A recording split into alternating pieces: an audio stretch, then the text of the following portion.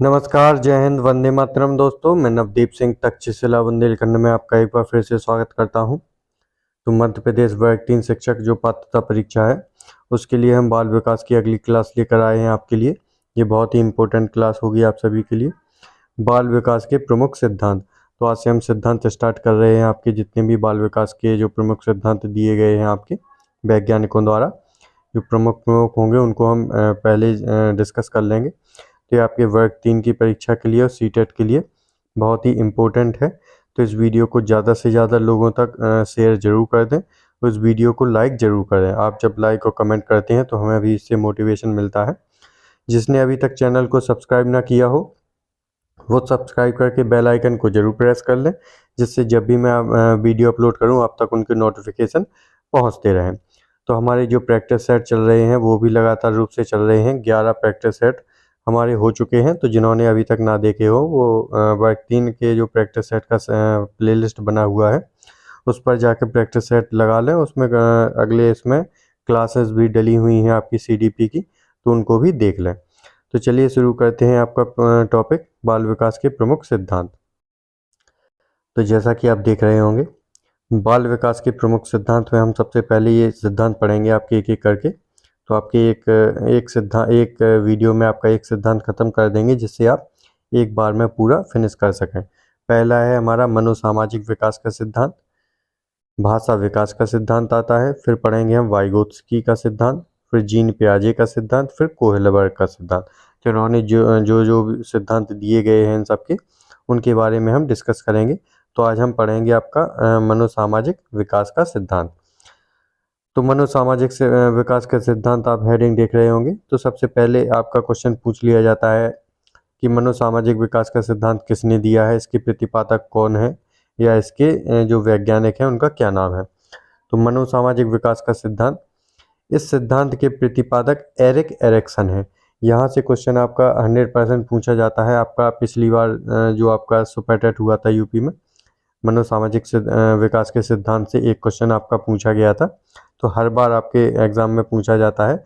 तो आप इसको ये फैक्ट्स हैं आप इनको नोट डाउन जरूर कर लें कि मनोसामाजिक विकास के सिद्धांत के जो प्रतिपादक हैं वो कौन है, आपकी एरिक एरिक्सन है, जो शुरुआत में फ्राइड के शिष्य हुआ करते थे। तो एरिक एरिक्सन जो थे वो पहले किसके, सिगमंड फ्राइड जो आपके मनोवैज्ञानिक हैं उनके शिष्य थे। फ्राइड के सिद्धांत में काम वासना का को ज़रूरत से ज़्यादा फोकस किया है, जिससे एरिक्सन सहमत नहीं थे। आपने सिगमंड फ्राइड को पढ़ा होगा।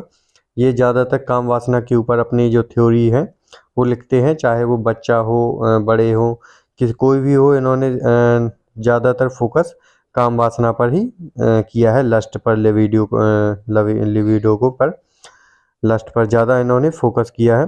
बच्चे से लेकर किशोर अवस्था तक सब विकास में इन्होंने उसी पर फोकस किया है। इसके चलते जो आपके एरिक एरिक्सन है ये सिगमंड फ्राइड से ज़्यादा सहमत नहीं थे, इसीलिए फिर वो उनसे हट कर अलग हो गए थे। फिर उन्होंने अपना अलग मनोसामाजिक विकास का सिद्धांत दिया था।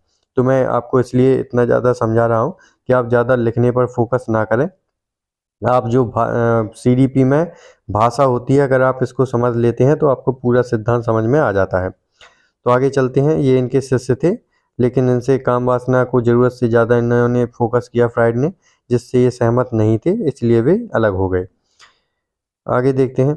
इसीलिए उन्होंने मनोलैंगिक सिद्धांत के विरुद्ध विकास का मनोसामाजिक सिद्धांत दिया, जिससे लैंगिक विकास, आपको ये समझ में आ गया होगा। जो आपका मनोलैंगिक सिद्धांत है ये किसका होगा, सिगमंड फ्राइड का होगा, जिससे आपके जो एरिक एरिक्सन साहब हैं ये ज़्यादा सहमत नहीं थे। इसी के विरुद्ध में इन्होंने कौन सा सिद्धांत दिया, आपका मनोसामाजिक सिद्धांत का प्रतिपादन किया, किसने, सिगमंड फ्राइड ने। तो इनके मनोसामाजिक से विकास के सिद्धांत में क्या था, लैंगिक विकास पर की जगह सामाजिक विकास पर जोर दिया गया। जो सिगमंड फ्राइड थे वो लैंगिक विकास पर ज़्यादा जोर देते थे, लेकिन एरिक एरिक्सन साहब ने अपने मनोसामाजिक विकास के सिद्धांत में सामाजिक विकास पर जोर दिया। आपको नाम से ही पता चल रहा होगा मनोसामाजिक, तो सामाजिक विकास पर जोर दिया। इस सिद्धांत में कुल 8 अवस्थाएं हैं तथा प्रत्येक अवस्था में 2 विशेषताएं बनाम शब्द से जुड़ी हुई हैं, जिसमें एक सकारात्मक और दूसरी नकारात्मक है। तो इनका जो मनोसामाजिक विकास का सिद्धांत है, इसमें कितने कुल 8 अवस्थाएं हैं और प्रत्येक में 2 विशेषताएं होती हैं जो बनाम शब्द से आपकी जुड़ी होती हैं, जिनमें एक सकारात्मक और दूसरी नकारात्मक है। प्रत्येक अवस्था को सफलतापूर्वक पूरा करने पर एक गुण का जन्म होता है। अगर इनका कहना है कि अगर आप एक अवस्था को पूरा करते हैं तो आपके अंदर एक जो गुण है वो पैदा हो जाता है या उसका जन्म हो जाता है। प्रत्येक चरण का एक निश्चित क्रम में आगे बढ़ता है तथा व्यक्ति के सामाजिक गुण भरने का प्रयास करता है। तो ये जो आपके चरण है वो लाइन बाय लाइन आगे बढ़ते हैं, मतलब एक एक करके ही आगे बढ़ा जा सकता है, जो व्यक्ति के सामाजिक गुण भरने का प्रयास करता है। एरिक एरिक्सन ने किशोरावस्था को पहचान संकट की उम्र कहा है। तो ये आपके लिए इम्पोर्टेंट है, आप इसको जरूर नोट डाउन कर लें कि पहचान संकट की उम्र किसने कहा है, किसको, किशोरावस्था को पहचान संकट की उम्र किसने, एरिक एरिक्सन ने कहा है। अब हम आप इनकी जो अवस्था है ये देखते हैं। इनकी 8 अवस्थाएं हैं और किस एज में किस अवस्था का विकास होता है और इससे कौन सा गुण आपका पैदा होता है। तो आपकी एक साइड अवस्था का नाम, फिर आपकी उम्र और फिर उससे पैदा होने वाला गुण दिया गया है, इसमें उम्र भी दी गई है। तो पहला है आपका विश्वास बनाम अविश्वास। तो जब विश्वास बनाम अविश्वास, ये यहाँ से क्वेश्चन ऐसे पूछे जाते हैं कि जो आपकी 18 माह या 1 साल तक कौन सी अवस्था रहती है, विश्वास बनाम अविश्वास कितनी उम्र तक चलता है, या फिर ऐसे पूछ लिया जाता है, या फिर विश्वास बनाम अविश्वास से कौन सा गुण बच्चे में पैदा होता है, तो आशा और उम्मीद, ऐसे किसी भी प्रकार से घुमा के वो क्वेश्चन पूछ सकता है। तो पहली अवस्था है आपकी विश्वास बनाम अविश्वास, जो 0 से जन्म से 18 माह तक चलती है। कितनी, जन्म से 18 माह तक चलती है विश्वास बनाम अविश्वास। इसमें कौन सा गुण पैदा होता है, आशा और उम्मीद। तो जब बच्चा छोटा ही होता है तब उसमें आशा या उम्मीद का जो गुण है वो 18 माह तक पैदा हो जाता है, और इसमें विश्वास बनाम अविश्वास की अवस्था कहा जाता है। दूसरी अवस्था है आपकी स्वायत्तता बनाम शर्म। तो स्वायत्तता बनाम शर्म आपकी 18 माह से 3 वर्ष तक, जो पिछली जो एज होगी, अगली अवस्था उसी से स्टार्ट होगी, ये तो नॉर्मल सी बात है। तो स्वायत्तता बनाम शर्म कहाँ से, 18 माह से 3 वर्ष तक चलती है। इसमें कौन सी इच्छा शक्ति आपकी पैदा हो जाती है, बच्चे में इच्छा शक्ति पैदा हो जाती है। आपने देखा होगा 3 वर्ष तक के बच्चे फरमाइशें करने लगती हैं कि मुझे ये खाना है वो खाना है। तो इनमें इच्छा शक्ति का विकास होने लगता है 18 माह के बाद। तो इसको क्या कहते हैं, स्वायत्तता बनाम शर्म की अवस्था होती है, ये दूसरी अवस्था। फिर है आपकी तीसरी अवस्था पहल बनाम अपराध बोध। तो पहल बनाम अपराध बोध ये आपकी 3 वर्ष से 5 वर्ष तक चलती है, पहल बनाम अपराध बोध। इसमें उद्देश्य पूर्णता, तो इसमें जो उद्देश्य पूर्णता का गुण है ये बच्चे में विकसित हो जाता है 3 वर्ष से 5 वर्ष के बीच में। तो इसकी जो अवस्था का नाम है वो है पहल बनाम अपराध बोध। चौथी अवस्था है आपकी परिश्रम बनाम हीनता। तो परिश्रम बनाम हीनता ये आपकी उम्र क्या हो जाएगी, 5 वर्ष से 13 वर्ष तक चलती है, परिश्रम बनाम हीनता। यहाँ से आपसे उम्र से भी क्वेश्चन पूछे जाते हैं कि 5 से 13 वर्ष की उम्र के बीच कौन सी उम्र रहती है, कौन सी अवस्था चलती है, तो परिश्रम बनाम हीनता। या फिर आपका एक पूरा एक थ्योरी सी लिखकर क्वेश्चन बना देते हैं कि एक बच्चा जिसकी उम्र 8 साल है और वह ऐसा ऐसा करता है, तो उसमें वह जो एरिक एरिक्सन की कौन सी अवस्था होगी, तो परिश्रम बनाम हीनता। आपको एज भी याद रखना है कि 5 से 13 वर्ष। तो इसमें कौन सी जो गुण पैदा हो जाता है वो हो जाता है आपका प्रतियोगिता या फिर क्षमता। तो परिश्रम बनाम हीनता में आपकी प्रतियोगिता और क्षमता का विकास हो जाता है, जो उम्र होती है उनकी बच्चे की 5 से 13 वर्ष तक। अगला जो पांचवा आपकी अवस्था है, 5वीं अवस्था है, वह है पहचान बनाम भ्रम। तो पहचान बनाम भ्रम ये 5वीं अवस्था है जो 13 वर्ष से 21 वर्ष तक चलती है। इसमें जो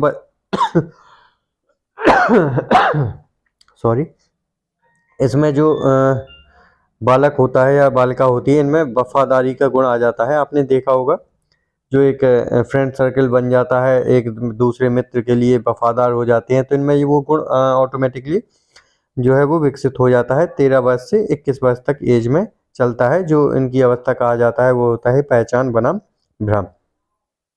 इसके आगे 6वीं जो अवस्था है वो है लगाम बनाम अलगाव। तो 21 से 40 वर्ष तक ये इनकी अवस्था चलती है लगाव बनाम अलगाव, जिसमें इनका जो गुण होता है वो कौन सा विकसित हो जाता है। इसमें जो गुण होता है वो होता है आपका प्यार का जो विकसित हो जाता है। जो आपने देखा होगा 21 से 40 वर्ष की एज में जो है वो शादी की अवस्था हो जाती है, या फिर विपरीत लिंगी से जो अट्रैक्शन होने लगता है लड़का लड़की से, लड़की को लड़का से, तो उसमें प्यार का गुण ऑटोमेटिकली जो है वो विकसित हो जाता है। तो यहीं पे लगाव बनाम अलगाव, यहाँ पे लगाव भी होता है और अलगाव भी, एक दूसरे से टकराव भी होने लगते हैं। तो ये कौन सी 6 नंबर की अवस्था है, 6वीं अवस्था है। इसकी एज जो रखी गई है एरिक्सन द्वारा वो 21 से 40 वर्ष रखी गई है। इसमें जो गुण विकास होता है, विकसित होता है, वो होता है प्यार का। 7वीं अवस्था है, जो 7वीं अवस्था बताई गई है वो है आपकी उत्पादकता बनाम स्थिरता। तो जब उत्पादकता बनाम स्थिरता की अवस्था आती है तो वो अवस्था बताई गई है 40 से 65 वर्ष। जो 40 से 65 वर्ष की एज होती है तब इंसान की, लड़का हो चाहे लड़की हो, इनकी शादी हो जाती है, एक उनके बच्चे भी हो जाते हैं। तो उनमें एक जो गुण विकसित हो जाता है वो होता है परवाह का। कौन सा? जो अपने बच्चों की जो है वो परवाह होने लगती है, चिंता होने लगती है उनके करियर को लेकर, उनकी स्टडी को लेकर। तो एक परवाह का गुण विकसित हो जाता है इंसान के अंदर। अगर आप उनके द्वारा, एरिक्सन के द्वारा ये भी कहा गया है कि आप एक सीक्वेंस में ही चल सकते हैं। आप तीसरी अवस्था से डायरेक्ट जो है वो 7वीं अवस्था पर नहीं जा सकते, आपको एक के बाद एक अवस्था से गुजरना पड़ेगा, तभी आप वहाँ तक पहुँच सकते हैं। तो 7वीं अवस्था है उत्पादकता बनाम स्थिरता, जिसकी उम्र रखी गई है 40 से 65 वर्ष। इसमें जो गुण विकसित होता है वो होता है परवाह का। फिर 8वीं अवस्था है वो है संपूर्णता बनाम विनाश। तो 65 वर्ष और इससे आगे की जो अवस्था बताई गई है वह संपूर्णता बनाम निराशा। तो संपूर्णता बनाम निराशा की अवस्था बताई गई है जो 65 वर्ष या इससे आगे तक चलती है, और इसमें जो गुण विकसित होता है वो बुद्धिमानी का होता है। इस एज में जो इंसान होता है वह अपने सारे कामों से फ्री हो जाता है, बच्चों की शादी करा के जो है वो बैठता है आराम से, वह सोचता है कि उसने जो अपने जीवन में काम किए हैं वह उससे खुश है कि या नहीं। अगर वह खुश रहता है कि उसने जो उसको काम करने थे वह संपूर्ण कर लिए हैं, तो वो संपूर्णता को प्राप्त होता है। लेकिन अगर उसको कुछ रह गया काम, या मन में कुछ खोट, या फिर मन में कुछ शंका रह गई कि ऐसा नहीं कर पाया, वैसा नहीं, तो उसको अंदर जो निराशा का भाव होता है वो रह जाता है। लेकिन इस अवस्था में जो गुण विकसित होता है वह होता है बुद्धिमानी का। इंसान एक बुद्धिमानी वाली बातें करने लगता है, समझाने लगता है बच्चों को कि क्या सही है, क्या गलत है, क्या करना चाहिए, क्या नहीं करना चाहिए। और खुद ने जो 60-65 साल का जीवन व्यतीत किया है उसके बारे में भी सोचता है कि उसने क्या क्या गलत किया है, क्या क्या सही किया है, क्या करना चाहिए था उसको, क्या नहीं करना चाहिए था। तो एक ये जो एरिक्सन की लास्ट स्टेज है वो है 8वीं संपूर्णता बनाम निराशा, जो कि आपकी 65 से आगे तक चलती है, मृत्यु तक चली जाती है। इसमें जो गुण विकसित होता है वह बुद्धिमानी का। तो यहाँ से 100% आपके क्वेश्चन पूछे जाते हैं। तो आपको ये जो अवस्था, उनकी उम्र और पैदा होने वाला गुण आपको पूरा जो है वो याद होना चाहिए लाइन से। कि पहली जो अवस्था है उसका नाम है आपका विश्वास बनाम अविश्वास, दूसरी स्वायत्ता बनाम शर्म, पहल बनाम अपराध बोध, परिश्रम बनाम हीनता, पहचान बनाम भ्रम, लगाव बनाम अलगाव, उत्पादकता बनाम स्थिरता, और संपूर्णता बनाम निराशा। इनकी जो उम्र भी है वह भी दी गई है। तो आप 1-2 बार देखेंगे तो आपको 100% याद हो जाएगा। इससे रिलेटेड हम प्रैक्टिस सेट में क्वेश्चन भी करेंगे, जिससे आपको कितना आ रहा है, कितना भूल रहे हैं। प्रैक्टिस सेट करेंगे तब आपको बिल्कुल अच्छे से याद हो जाएगा समझकर, क्योंकि मैंने इस वीडियो में आपको समझने पर ज़्यादा फोकस किया है, जिससे आप क्वेश्चनों को आसानी से सॉल्व कर पाएँ। तो इस वीडियो को ज़्यादा से ज़्यादा लोगों तक लाइक करके शेयर जरूर कर दें, सभी लोगों तक, जिससे सभी लोगों तक ये वीडियो पहुंच सके और सभी को इससे फ़ायदा मिले। मिलते हैं अगली वीडियो के साथ। जय हिंद दोस्तों।